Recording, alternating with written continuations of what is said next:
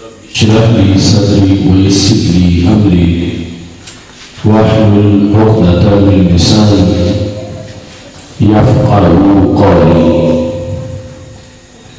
أحمدك اللهم يا مجيب كل سائل، والصلاة والسلام على من هو أفضل الوسائل وعلى آله وأصحابه ذوي الفضائل. أما بعد فأعوذ بالله من الشيطان الرجيم. بسم الله الرحمن الرحيم. محمد رسول الله صدق الله العظيم وصدق رسوله النبي الكريم الأمين. إن الله وملائكته يصلون على النبي يا أيها الذين آمنوا صلوا عليه وسلموا تسليما. اللهم صل على سيدنا محمد وعلى آل سيدنا محمد وبارك وسلم عليه. الصلاة والسلام عليك يا سيدي يا رسول الله وعلى آلك وأصحابك يا حبيب الله. مولاي صل وسلم دائما أبدا على حبيبك خير الخلق كلهم، منزه عن شريك في محاسنه فجوهر الحسن فيه غير القاسم. يا أكرم الخلق مالي من ألوذ به سواك عند حلول الحادث العممي. محمد تاج رسل الله قادمة، محمد صادق الأقوال والكلم، محمد ذكره روح لأنفسنا، محمد شكره فرد على الأمم. رب صل وسلم دائما أبدا على حبيبك خير الخلق كلهم. خدا ہے جن کو حبیب کہتا، مقام ان کا بڑھا بڑھا کر انہی کی عظمت بتا رہے ہیں، انہی کے نعرے لگا لگا کر. خدا ان کو علوم بخشے، قرن میں اپنے بلا بلا کر. ایام ان پہ ذرہ ذرہ رکھو جسے تم چھپا چھپا کر. سمٹ کے ساری زمین آئی، بنی ہتھیلی پہ مثل رائی. صحابہ نے یہ دی گواہی جہاں میں ڈر کے بجا بجا کر. انہی کی الفت سے آج تک یہ دلوں کی مسجد میں روشنی ہے. نکھر کے آتا ہے ماہی نو بھی غبار طیبہ لگا لگا کر. چمن چمن میں ہے بات ان کی، نگر نگر میں ہے بات ان کی. انہی کی الفت میں مست ہے یہ ہوائیں پنکھے ہلا ہلا کر. خدا نے ان کو گواہ بنایا ہر زمانے کا ہر مقام کا. تو آج بھی سب کو دیکھتے ہیں نگاہ رحمت اٹھا اٹھا کر. انہی کے ہاتھوں میں عالمی کے سبھی خزانوں کی چابیاں ہیں. تو جتنا چاہے نوازتے ہیں گروہ کو اوپر اٹھا اٹھا کر. وہی ہے سب سے نبی آخر، وہی ہے سب سے رسول انور. انہی سے ہم ہیں اوروں کے خاطر، انہی کے جھنڈے اٹھا اٹھا کر.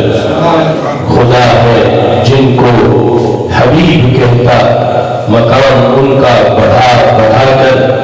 انہی کی عزت پہ بارنے کو چلے ہیں جانے سجا سجا کر. یہ سن لے ان کے ہمارا رشتہ ہمارے آقا سے دائمی ہے. ہم ان کی عزت پہ بہا دیں گے سروں کی فصلیں کٹا کٹا کر. یہ چھوٹی موٹی جماعتیں کا ہماری غیرت دبا سکیں گی. ہمیں مجدد و خیر آبادی میں خود بنایا پڑھا پڑھا کر. نہ گھبرانا باطل کی جوشوں سے، یہ بدر و خندق کا فیصلہ ہے. بغار کے در لیں گے ظلمتوں کو چراغ دل کے جلا جلا کر. جو ان کے در پہ گیا سوالی کبھی نہ لوٹا یہاں سے خالی.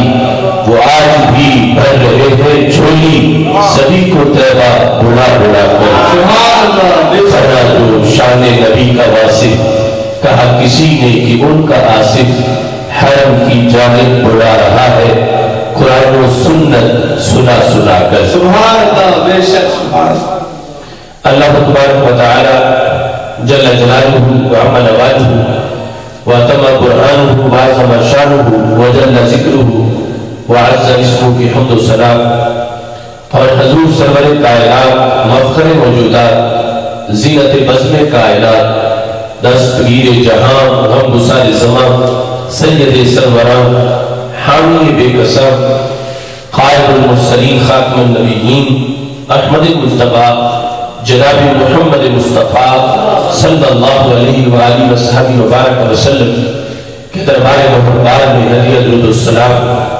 عرض کرنے کے بعد رب ذوالجلال کے فضل اور توفیق سے ادارہ سرات مستقیم مورٹس کے زیر اہتمام محافل عید میلاد النبی صلی اللہ علیہ وسلم کے سلسلہ میں آج کی یہ محفل مقدس محترم مولانا محمد یاسین صاحب اور دیگر احباب کی کوشش سے حضرت مولانا محمد عبد المصطفیٰ نورانی صاحب اور حضرت قاری محمد انس اشرفی صاحب کی قیادت میں اس کا انعقاد ہو رہا ہے۔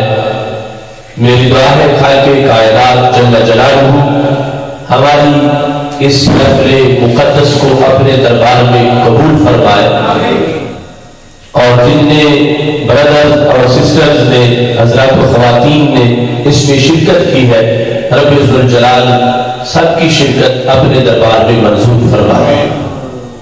خالق کائنات جل جلالہ نے سید المرسلین خاتم النبیین حضرت محمد مصطفیٰ صلی اللہ علیہ وسلم کو سب سے اونچا مرتبہ و مقام عطا فرمایا ہے۔ ہمارے آقا علیہ السلام کے صحابہ رضی اللہ تعالی عنہ آپ کے فضائل و کمالات کو، آپ کی ورچوز اور آپ کی ایکسیلنس کو بیان کرنے کے لیے محفل کا انعقاد کرتے تھے، اور اسی موومنٹ کے زیر اہتمام آج ہم بھی اس محفل میں موجود ہیں۔ جامع ترمذی میں یہ حدیث شریف ہے کہ سید عالم نور مجسم شفیع معظم صلی اللہ علیہ وسلم کے صحابہ کرام رضی اللہ تعالی عنہم کمپینئنز آف ہولی پرافٹ صلی اللہ علیہ وسلم تشریف فرما تھے، اور وہ رسول اکرم صلی اللہ علیہ وسلم اور دیگر انبیاء کرام علیہ السلام کی شانوں کا تذکرہ کر رہے تھے۔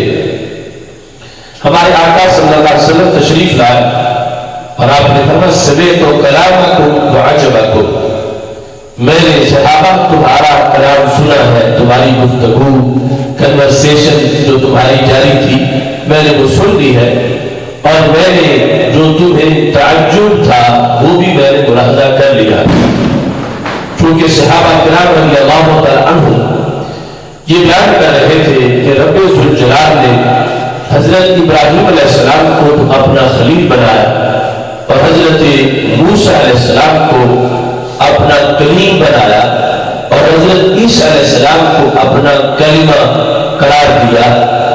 صحابہ کرام رضی اللہ تعالی عنہ کے انداز سے یہ بات ظاہر ہو رہی تھی کہ ہمیں پتہ چلے کہ اللہ نے ہمارے نبی علیہ السلام کو کیا کیا ان کی شان عطا فرمائی۔ جب اس پس منظر میں کہ وہ حضرت ابراہیم علیہ السلام کا خلیل اللہ ہونا بیان کر رہے تھے، حضرت موسیٰ علیہ السلام کا کلیم اللہ ہونا بیان کر رہے تھے، میرے آقا علیہ السلام آ گئے تشریف لائے، فرمایا میں نے تمہاری گفتگو کو سنا ہے اور میں نے تمہارے تعجب کو بھی دیکھ لیا ہے۔ فرمایا ان ابراہیم خلیل اللہ وہو کذالک، اس میں کوئی شک نہیں کہ حضرت ابراہیم علیہ السلام اللہ کے خلیل ہے، اس میں کوئی شک نہیں حضرت موسیٰ علیہ السلام اللہ کے کلیم ہے۔ فرمایا الا وانا حبیب اللہ، یاد رکھنا مجھے میرے رب نے اپنا حبیب بنایا۔ اب اس سے پتا چلا کہ ہمارے آقا صلی اللہ علیہ وسلم کو یہ پسند ہے کہ میرے غلاموں کو میری شانوں کا پتہ ہو کہ رب نے مجھے کیا کیا عہدے مقامات عطا کیے ہیں۔ حالانکہ پہلے سرکار دو عالم صلی اللہ علیہ وسلم خود یہ فرمایا کرتے تھے لا تفضلونی علی الانبیاء، کہ صحابہ میری نبیوں پر فضیلت بیان نہ کرو۔ ایک وہ بھی زمانہ تھا، لیکن اب یہ بھی زمانہ آ گیا کہ رسول اکرم مجسم شفیع معظم صلی اللہ علیہ وسلم نے ضروری سمجھا کہ انہیں پتا ہو کہ رب نے مجھے دیگر انبیاء پر جو فضائل دیے ہیں وہ میری امت کو پتا ہو، کیونکہ امت کو اب تلاش ہے، امت اس سلسلہ میں جستجو ہے۔ اس بنیاد پر رسول اکرم نور مجسم شفیع معظم صلی اللہ علیہ وسلم نے جو تمام انبیاء کرام علیہ السلام پر آپ کی فضیلت ہے اس کو بیان کرتے ہوئے فرمایا کہ ٹھیک ہے رب نے انہیں بڑے بڑے مقام دیے، مگر جو مجھے ملا ہے وہ کسی کو نہیں ملا، اس واسطے کہ رب نے مجھے اپنا حبیب بنایا ہے۔ سبحان اللہ۔ تو وہ شانیں جو رسول اکرم صلی اللہ علیہ وسلم نے خود صحابہ کرام رضی اللہ تعالیٰ کے سامنے بیان کی، تو یہ مقصد تھا کہ قیامت تک کہ میری غلاموں کو پتہ چلے میری شانوں کا۔ اور ایسے ہی جامع ترمذی میں حدیث شریف میں اسی موضوع پر آپ نے ارشاد فرمایا کہ جب حشر برپا ہوگا، قیامت آئے گی، لاسٹ ڈے، یوم قیامت جب آئے گا، قرآن انا اول الانبیاء خروجا اذا بعثوا، جب انبیاء علیہ السلام اپنی قبروں سے نکلیں گے، اپنی گریب سے وہ باہر آئیں گے، سب سے پہلے اپنے روضہ پاک سے میں باہر نکلوں گا۔ آدم فمن دونہ تحت لوائی، حضرت آدم علیہ السلام سے لے کر حضرت عیسیٰ علیہ السلام تک تمام انبیاء کرام علیہ السلام قبروں سے نکل کے میرے فلیگ اور میرے جھنڈے کے نیچے اکٹھے ہو جائیں گے۔ دوسرے عام لوگ تو ہوں گے، ولی ہوں گے، غوث قطب ابدال سارے اکٹھے ہوں گے، لیکن ہر زمانے کے صالحین کے علاوہ جتنے نبی ہوئے وہ بھی سارے میرے جھنڈے کے نیچے آگے اکٹھے ہو جائیں گے۔ تو میدان محشر لواء الحمد جو ہمارے نبی علیہ السلام کے فلیگ کا نام ہے، لواء الحمد حمد کا جھنڈا وہ ہمارے آقا علیہ السلام کے ہاتھ میں ہوگا، اور تمام انبیاء کرام علیہ السلام اس جھنڈے کے نیچے آگے اکٹھے ہو جائیں گے۔ اب یہ بہت بڑا جلوس پروسیشن جب چلے گا اللہ کے دربار کی طرف، تو سرکار فرماتے ہیں انا قائم اذا وفدوا، جب یہ بڑا ڈیلیگیشن اللہ کے دربار کی طرف چلے گا تو قیادت میں کروں گا، ان کا لیڈر میں ہوں گا، تمام نبی میرے پیچھے پیچھے جائیں گے۔ اور فرمایا جب سب کو پیاس لگے گی تو پانی میں پلاؤں گا۔ جس وقت اللہ کا دربار آ جائے گا تو انا خطیبہم اذا انصتوا، سب پر رب کا روب طاری ہو جائے گا، اور اللہ تعالیٰ کے سامنے رب کے دربار میں عام انسان تو کیا کوئی نبی بھی بول نہیں سکے گا۔ تو سرکار فرماتے ہیں اس دن قیامت کے دن اللہ کے دربار میں تقریر میں کروں گا۔ وہ خصوصی شفیع جو یوم محشر سید عالم نور مجسم شفیع معظم صلی اللہ علیہ وسلم اللہ کے دربار میں کریں گے، اس تقریر کے ذریعے ہمارے آقا صلی اللہ علیہ وسلم تمام ایمان والوں کو راحت عطا کریں گے، اور جو گناہوں کی وجہ سے جہنم میں چلے جائیں گے سرکار انہیں جنت عطا فرما دیں گے۔ اس مقام پر تو سید عالم نور مجسم شفیع معظم صلی اللہ علیہ وسلم نے یہ واضح فرمایا کہ اگرچہ ہر نبی کی بڑی شان ہے، ہر رسول جتنے بھی پرافٹ اور میسنجر ہیں سب عیب سے پاک ہوتے ہیں، سب کی بڑی شان ہے، لیکن ان میں سے پھر آگے درجہ بندی ہے، گریڈ رب نے بنائے ہوئے ہیں۔ نبوت میں سارے برابر ہیں، لیکن مقامات نبوت میں فرق ضرور ہے۔ اس بنیاد پر قرآن مجید برہان رشید میں رب ذوالجلال ارشاد فرماتا ہے تلک الرسل فضلنا بعضهم علی بعض، کہ ہم نے رسولوں میں سے بعض کو بعض پر فضیلت دی ہے، یعنی بعض کا درجہ بعض سے بہت اونچا ہے۔ ایسے ہی نبیوں کے لحاظ سے دوسری آیت ہے کہ رب ذوالجلال ارشاد فرماتا ہے وَلَقَدْ فَضَّلْنَا بَعْضَ النَّبِيِّينَ عَلَىٰ بَعْضٍ، ہم نے نبیوں میں سے بھی بعض کو بعض پر فضیلت دی ہے۔ تو سارے انبیاء میں سے رب ذوالجلال نے جن کو سب سے اونچا مقام عطا فرمایا ہے وہ ہمارے آقا صلی اللہ علیہ وسلم ہے. اس بنیاد پر بریلی کے تاجدار اعلیٰ حضرت فاضل بریلی رحمۃ اللہ علیہ فرماتے ہیں سب سے اولا والا ہمارا نبی، سب سے بالا والا ہمارا نبی، سب اونچوں سے اونچا سمجھیے جسے ہے اس اونچے سے اونچا ہمارا نبی. رب ذوالجلال نے چونکہ قرآن مجید قرآن رشید کے اندر اس فضیلت کا تذکرہ کیا اور اونچی شان دینے کے لحاظ سے ذکر کیا تو قرآن مجید کی متعدد آیات اس کو بیان کرتی ہے. مثال کے طور پر حضرت ابراہیم علیہ السلام جو رب کے خلیل ہیں بہت اونچی شان ہے، لیکن ان کی کچھ دعائیں انوکیشنز قرآن مجید میں موجود ہیں. دعائیں کیا ہیں؟ وہ مانگ رہے تھے وَاجْعَلْ لِي لِسَانَ صِدْقٍ فِي الْآخِرِينَ، اے اللہ دنیا سے چلا جاؤں تو میرا ذکر خیر ہوتا ہی رہے، لوگ مجھے یاد رکھیں اور میرا اچھے لفظوں سے تذکرہ ہو. اللہ نے ان کی دعا کو قبول کیا. آج بھی ہم جب نماز پڑھتے ہیں ان کا تذکرہ ہوتا ہے. حضرت ابراہیم علیہ السلام کو خراج تحسین پیش کیا جاتا ہے، لیکن خلیل اور حبیب میں فرق کیا ہے کہ حضرت خلیل علیہ السلام رب سے مانگ رہے تھے کہ اللہ مجھے یہ مقام دے دے، اور حبیب علیہ السلام کا مقام کیا ہے کہ سرکار دو عالم صلی اللہ علیہ وسلم نے رب سے یہ کہا نہیں کہ اے اللہ مجھے بھی بعد میں ایسا مقام دے کہ میرے جیسے ہوتے ہیں.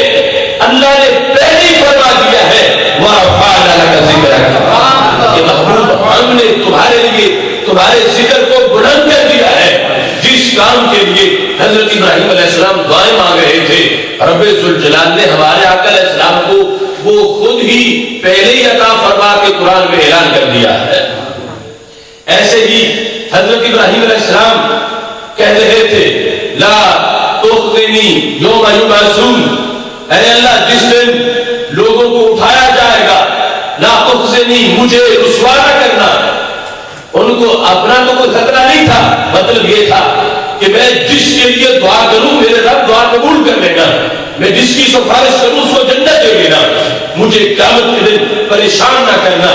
یہ وہ دعا مانگ رہے تھے اور یقیناً اللہ نے ان کی دعا قبول کی ہوگی. لیکن ہمارے آقا صلی اللہ علیہ وسلم کا مقام کیا ہے؟ رب ذوالجلال خود ہی فرما رہا ہے انا اعطیناک الکوثر، محبوب ہم نے آپ کو کوثر عطا فرما دیا ہے. اور جنت کی حوض کا اعلان رب ذوالجلال پہلے ہی ارشاد فرما رہا ہے. دیکھیے قرآن مجید قرآن رشید کے اندر مختلف انبیاء کرام علیہ السلام کی دعائیں ہیں. حضرت موسیٰ علیہ السلام کا یہ کہنا رب اشرح لی صدری، اے اللہ میرا سینہ کھول دے، یہ دعا ہے، یقیناً آپ نے قبول کی ہوگی. مگر ہمارے آقا علیہ السلام کا مقام کیا ہے؟ اللہ فرماتا الم نشرح لک صدرک، کیا ہم نے آپ کا سینہ نہیں کھولا؟ یہ سینہ کھول کے رب نے اعلان کر دیا ہے. اس طرح یعنی قرآن مجید قرآن رشید کی آیات سے بھی پتہ چلتا ہے کہ سب اونچوں سے اونچا سمجھیے جسے ہے اس اونچے سے اونچا ہمارا نبی. سید عالم نور مجسم شفیع معظم صلی اللہ علیہ وسلم کو خالق کائنات جل جلالہ نے جو عظمت عطا کی، آج ان پر ایمان رکھتے ہوئے ان کے اظہار کا جو طریقہ ہے وہ طریقہ اہل سنت و جماعت کے پاس موجود ہے. دوسرے لوگ شان رسالت بیان کرے تو بہت بخل کرتے ہیں، کنجوسی کرتے ہیں، اس کو محدود کرنے کی معذرہ کوشش کرتے ہیں اور سرکار دو عالم صلی اللہ علیہ وسلم کی شان سمجھنے کے لیے پلٹ پلٹ کے اپنے آپ کو دیکھتے ہیں کہ جب ذکر کرنا ہو کہ سرکار کی آنکھ کہاں تک دیکھتی ہے تو وہ اپنی آنکھ کے لحاظ سے حساب لگاتے ہیں. جب دیکھنا ہو کہ سرکار کے کان کہاں تک سنتے ہیں وہ اپنے ایئرز کی جو لسننگ ہے اس کے لحاظ سے وہ کوئی معیار مرتب کرتے ہیں. جو ایسا کرے وہ گمراہ ہو جاتا ہے.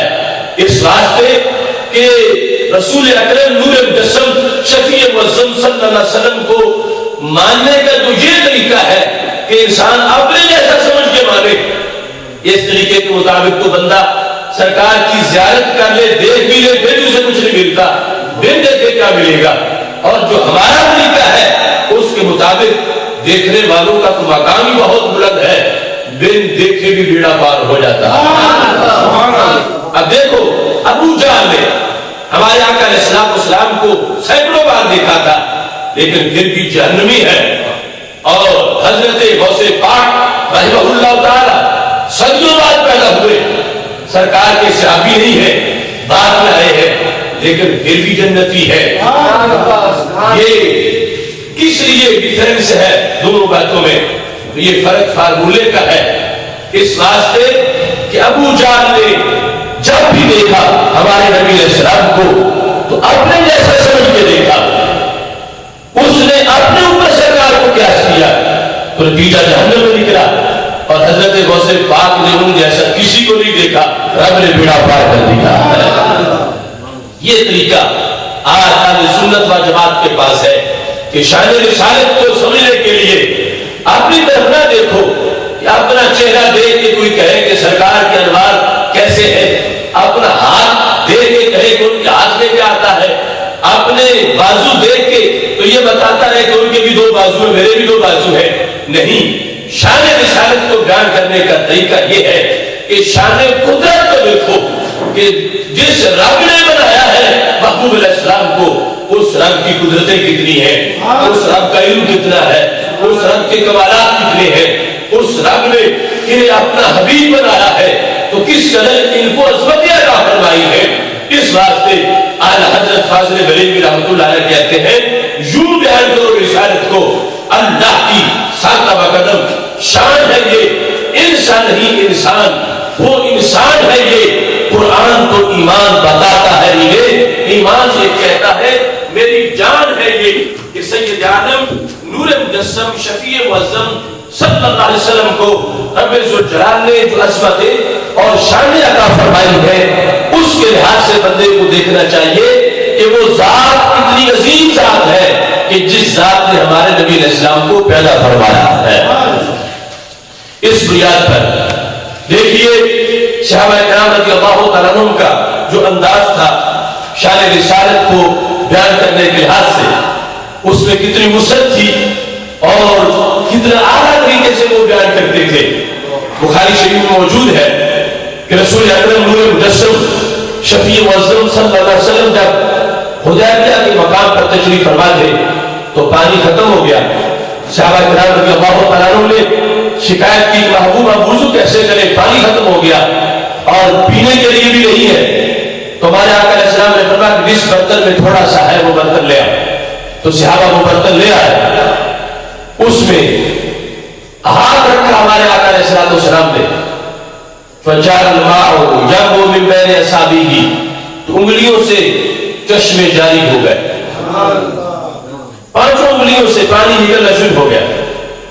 اب یہ اگر سے ماورا بات ہے، انسانی جسم میں بلڈ ہوتا ہے، رتوتیں ہوتی ہیں اور وہ پلیگ ہوتا ہے، لیکن سرکار عالم نور مجسم شفیع معظم صلی اللہ علیہ وسلم کا جسم مقدس، اس کے تو فضلات بھی پاک ہے، اور یہاں پانی نکلا ہے تو زمزم سے افضل ہے۔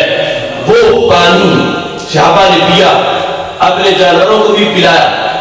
کسی نے بعد میں حضرت سیدنا جابر رضی اللہ تعالیٰ عنہ سے پوچھا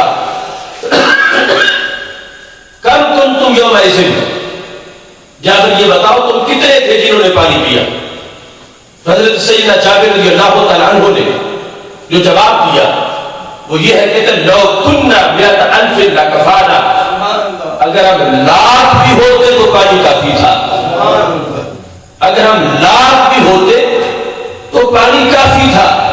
کننا 15 ہم 1500 تھے، ہم حدیبیہ میں 1500 تھے، لیکن اگر ہم لاکھ بھی ہوتے تو پانی کافی تھا۔ اب یہ بات سوچنے کی ہے کہ 1500 اور لاکھ میں تو بہت زیادہ فرق ہے، 1500 اور لاکھ میں بہت زیادہ فرق ہے۔ اب کسی نے اگر کسی کا لاکھ دینا ہو اور کہے میں 1500 دیتا ہوں تو وہ کہے گا نہیں، لاکھ تو 1500 میں بہت زیادہ فرق ہے، میں کیسے قبول کروں؟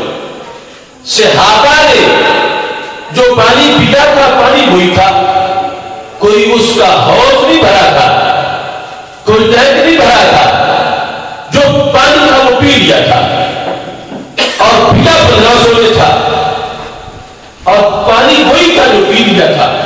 لیکن جب بیان کرنے لگے تو 1500 کا بیان نہیں کیا بلکہ لاکھ کا بیان کیا. یہ 1500 کا جو پانی ہے کہ 1500 نے پیا ہے، تو جب پوچھا گیا کہ تم کتنے تھے جنہوں نے پانی پیا، تب ایک جواب یہ ہوتا کہ فرماتے کہ ہم 1500 تھے جنہوں نے پانی پیا، یا کچھ پڑھاتے تو کہتے ہم 1600، پانی 1600 کے لیے بھی کافی تھا، ہم 1500 تھے، یا کہتے پانی 2000 کے لیے بھی کافی تھا، ہم 1500 تھے. تو 1500 اور 2000 آپس میں کچھ قریب ہے، لیکن وہاں عجیب انداز ہے، کہتے پیا 1500 نے ہے مگر پانی لاکھ کے لیے بھی کافی ہے، 100,000 لاکھ کے لیے بھی پانی کافی ہے. تو سوال یہ ہے، کوشچن یہ ہے، انہیں یہ پتا کیسے چلا کہ یہ لاکھ کے لیے کافی ہے؟ اس کا انہوں نے تجربہ کہاں کیا؟ چونکہ پانی وہی تھا جو 1500 نے پی لیا. بیان لاکھ کے لیے کر رہے ہیں اور تجربہ کیا نہیں ہے. اور آج دوسری کمپنی کے لوگ جو اہل سنت سے جھگڑتے ہیں اور کہتے ہیں ہم ان جیسے وہ ہم جیسے، اگر یہ وہاں بیٹھے ہوتے خدا نخواستہ ان سے پوچھا جاتا کہ پانی کتنا تھا جو رسول اکرم صلی اللہ علیہ وسلم کی انگلیوں سے نکلا، یہ کہتے جتنا ہم تھے پانی تو اتنا ہی تھا. ہم 1500 تھے تو پانی بھی ہم 1500 کے بھی مانیں گے، ہم زائد نہیں مان سکتے کیونکہ پیا جب 1500 نے ہم زائد کیوں مانے؟ اس کو یہ اپنی تحقیق کا نام دیں گے. لیکن وہ صحابہ علیہ رضوان پیا 1500 میں ہے مگر بیان لاکھ کا کرے. تو شان رسالت کے بارے میں بخل نہ کرنا، اسے توڑ کے نہیں سینہ کھول کے بیان کرنا، یہ کل صحابہ کا طریقہ تھا، آج سنی کا طریقہ. دیکھو پیا 1500 میں ہے مگر بیان کرتے وقت یہ نہیں کہتے کہ 30,000 کے لیے کافی ہے، 40,000 کے لیے کافی ہے، کہتے پورے لاکھ کے لیے کافی ہے. اور کہنے والے کون لوگ ہیں جن کے بارے میں قرآن یہ کہتا اولئک هم الصادقون، یہ جھوٹ بولتے ہی نہیں ہیں، سچے لوگ ہیں جن کے سچے ہونے کی گواہی قرآن دے رہا ہے. وہ کہتے ہیں کہ پانی لاکھ کے لیے بھی کافی تھا اور تجربہ کیے بغیر ہی لاکھ کا بتا رہے ہیں. تو صحابہ کرام رضی اللہ تعالیٰ عنہ نے قیامت تک کے لیے ہمیں یہ سمجھا دیا کہ جب شان رسالت کی باری آئے پھر کنجوسی نہ کرو، پھر جو ہے توڑ کے بیان نہ کرو، شان رسالت کے بارے میں کھلی طبیعت کے ساتھ بیان کرو. اب صحابہ کرام رضی اللہ تعالیٰ عنہ نے اگرچہ تجربہ نہیں کیا تھا لاکھ کا، بیان کیوں کر رہے ہیں؟ ان کا ایمان کہتا ہے کہ جن کی انگلیاں 1500 کو پلا سکتی ہے ان کی انگلیاں لاکھ کو بھی پلا سکتی ہے. شان رسالت صلی اللہ علیہ وسلم کے بارے میں یہ انداز صرف اہل سنت کا ہے. دوسرے لوگوں کے سینے ایسے بنے ہوئے نہیں ہیں کہ جو اتنے کھلے ہوں. یہ سنی کا مزاج ہے، سنی کی طبیعت ہے، یہ سنی عقیدے حاصل ہے کہ ہمیں شان رسالت کے بارے میں بخل اچھا ہی نہیں لگتا، بلکہ شان رسالت کے بارے میں جو فراغ کی ہے جیسے صحابہ کو پسند تھی ایسے ہی آج اہل سنت و جماعت کو بھی پسند ہے. صرف ایک حدیث بیان کرتے ہوئے اپنی گفتگو ختم کرتا ہوں. بخاری شریف میں دوسرے مقام پر موجود ہے کہ یہ حضرت جابر رضی اللہ تعالیٰ عنہ جب ان کے ابا جی شہید ہو گئے تو کافی قرض انہوں نے دینا تھا یہودیوں کا، کھجوریں پک گئی، یہودیوں نے قرض مانگا تو کہتے ہیں کھجوریں اتنی تھی کہ اگر ساری بھی کاٹ کے دے دیتا قرض خواہوں کو تو آدھا بھی نہ ہو سکتا، آدھا قرض بھی، اور اپنا سال اسی پہ گزارا کرنا تھا. یعنی یہ کھجوریں تھی ذریعہ ان کی زندگی کا، یہی کھانی تھی سال بھر. اور پھر کہتے کہ میری 7-8 ہمشیرہ تھی، ان کا بھی اخراجات مجھ پر تھے، ابا جی شہید ہو چکے تھے. تو میں رسول اکرم صلی اللہ علیہ وسلم کے دربار میں گیا، میں نے کہا محبوب اب کھجوریں پک گئی ہیں مگر قرض بہت زیادہ ہے تو میرے قرضے کا کچھ کریں.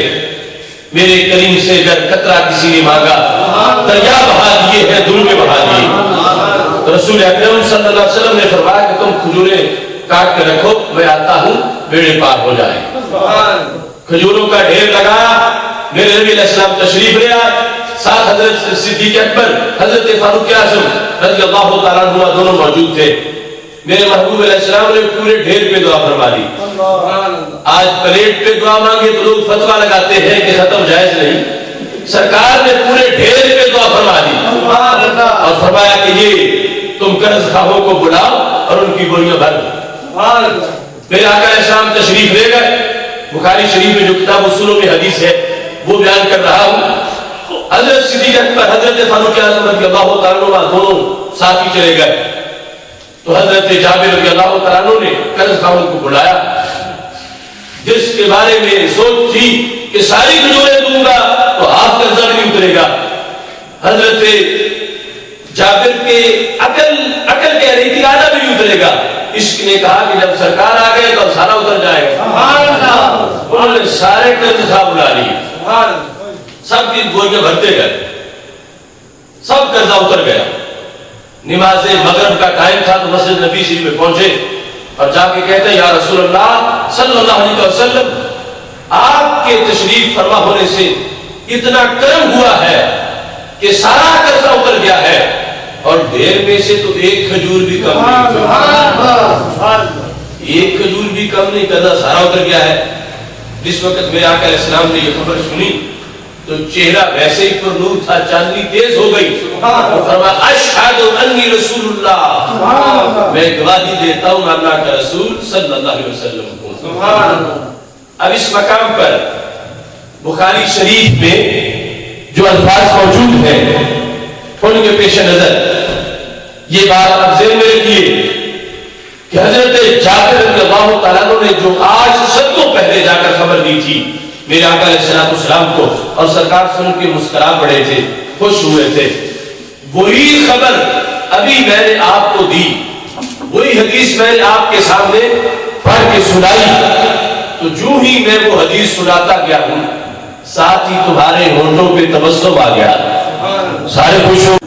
اب جس چیز کو سن کے آج سے صدیوں پہلے اللہ کے رسول علیہ السلام خوش ہوئے تھے، اسی کو سنتے ہی سنی بھی خوش ہو گیا ہے، اور درمیان میں فرق 4 منٹ کا بھی نہیں پڑا کہ جائے کہ ایک دن بعد آپ خوش ہوئے ہو یا 1 گھنٹہ بعد خوش ہوئے ہو، آپ سنتے ہی خوش ہو گئے۔ اور حالانکہ میں نے نہیں کہا تھا کہ میں ایک حدیث سنانے لگا ہوں، جب میں یہ جملہ بولوں کہ سارا قرض اتر گیا، ساری کھجوریں بچ گئی، تو تم نے مسکرانا ہے، تم نے خوش ہونا ہے۔ میرے کہنے کے بغیر ہی تم خوش ہو گئے، میرے کہنے کے بغیر ہی تمہارے چہروں پر رونق مزید آ گئی، تو پتہ کیا چلا کہ اہل سنت کا مزاج ایسا ہے کہ جس پر مزاج نبوت کی تجلی پڑ رہی ہے، کہ جس چیز کو سن کے اللہ کے نبی علیہ السلام خوش ہوتے ہیں اس کو سن کے سنی بھی خوش ہو جاتا۔ یہ کتنی روشن دلیل ہے۔ دوسرے لوگ ان کے دل سے بھی کوئی یہ حدیث بیان کر کے دیکھے تو صحیح کہ وہاں پر سننے والوں پہ کیا بیتے گی، ان کے چہرے بجھ جائیں گے، مایوسی ہوگی۔ یہ فرق کیوں ہے کہ تم سنتے خوش ہو گئے ہو، وہ سنیں گے تو نہ خوش ہو جائیں گے؟ یہ عقیدے کا فرق ہے۔ ان کی سوچ یہ ہے کہ ان کا خطیب انہیں کوئی ایسی بات سنائے کہ اللہ کے نبی نے دعائیں بڑی مانگی تھی، ہوا کچھ بھی نہیں تھا، لیکن تمہاری سوچ وہ ہے جو ہمارے آقا علیہ السلام کو پسند ہے۔ سرکار دعا فرما کے گئے تھے تو یہ پسند تھا نا کہ جابر کے قرضے اتر جائیں، یہ تو پسند نہیں تھا کہ دعا تو کر رہا ہوں مگر قرضے پھر بھی نہ اترے۔ جو سرکار کو پسند تھا وہی سنی کو بھی پسند ہے۔ یہ سب سے بڑی دلیل ہے سنی کے سچا ہونے کی کہ جس بات کو سن کے آج سے صدیوں پہلے اللہ کے رسول علیہ السلام خوش ہو رہے تھے اسی کو سن کے سنی بھی خوش ہو رہا ہے۔ اگرچہ درمیان میں صدیوں کا فاصلہ ہے، ہم بڑے بعد میں پیدا ہوئے ہیں، لیکن پھر بھی میلاد اس لیے منا رہے ہیں کہ آج بھی ہمارے سینوں میں وہی روشنی ہے جو طیبہ کے چاند کی چاندنی ہے۔ میری دعا ہے رب ذوالجلال ہم سب کو اس مسلک پر قائم رکھے اور اسی مسلک پر ہمارا خاتمہ بالخیر ہو۔ وآخر دعوانا الحمدللہ رب العالمین۔